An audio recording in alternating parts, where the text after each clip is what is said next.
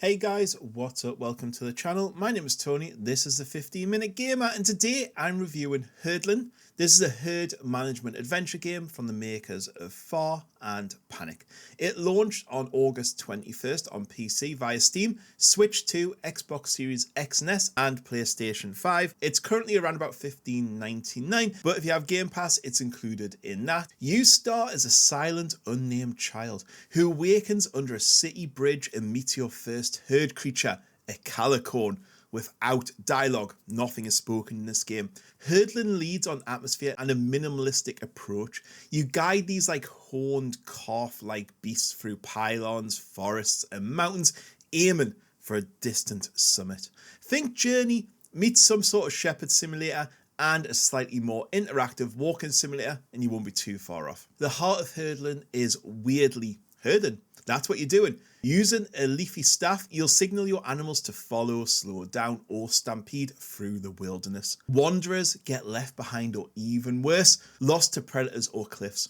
It's as simple as that. There's no real other mechanic. Sometimes you have to activate a paint and solve a little puzzle, but generally it's just you and the beasts wandering around this beautiful game world. You control the beasts almost like a 3D RTS, so you have a little line, and wherever that line is, the beast will head in that general direction. So if you go to the left of the beasts from behind, they'll go to the right and vice versa.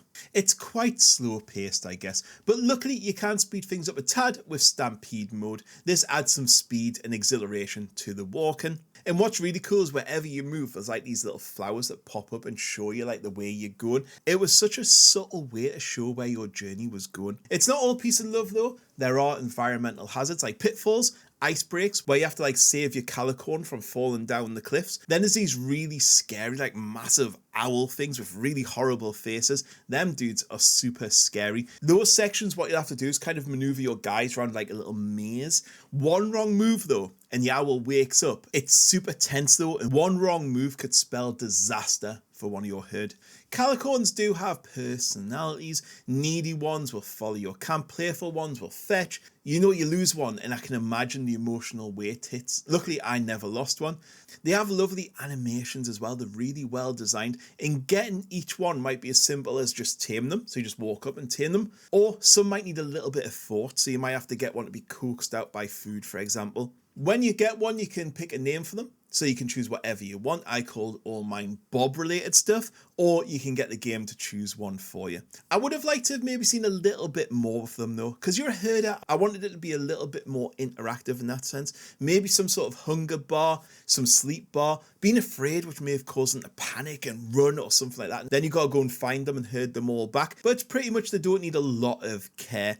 They just get on with it and follow where you're going. You can decorate them with trinkets, which again I think could have been tied into some sort of mechanic. Maybe the more trinkets they had, maybe the more obedient they would be, or the more happier or something like that. The journey is short. It's around about 3 to 4 hours, and the gameplay overall is pretty simplistic. There is the odd puzzle, but they're not too complicated. Normally it involves pushing something, opening something, running over some flowers to make a paint and pulling a switch. It's nothing too complicated. And I think if this game has one major flaw personally for me, is the gameplay just ran out of steam and around about the 2 hour mark. I know that's a personal opinion. I know it's a walking simulator. I know it's about the journey, but I think it could have done with something a little bit different around about the halfway point just to up that gameplay loop. Finally, the world is an interesting place. It almost feels like it's apocalyptic, like you're totally alone, but you're not. You see the odd van, car, tractor, silhouette in a window. There's even a train at some point. However, the world just feels really weird. So it's got this weird mix to it, but overall the world was a really interesting and beautiful place to explore, filled with danger and intrigue. Visually, this game is very impressive. Blends soft design with semi-realistic details. You got the mountain vistas in the background, fog-laced forests, and the Calicorns are so beautifully designed. It's honestly quite stunning. It's almost dreamlike in times as well. Sound is also just as good. It's got minimalistic music. It's got wind-blowing ambience. It's got the Calicorns making noises. It's almost like an intimate atmosphere. It's just one of them games you can just chill with. So in conclusion, Herdling is a cozy, intimate game. It excels more in the emotional journey over like a complex gameplay loop. It's perfect for anyone craving like an artful, reflective storytelling type game. Maybe stick a podcast on some music as you enjoy it. If you want action or like a really fulfilled narrative, you're not going to get that here. But for a warm, brief journey, I think you'll enjoy it. £16 is maybe a tad expensive for what it is, like 3 to 4 hours.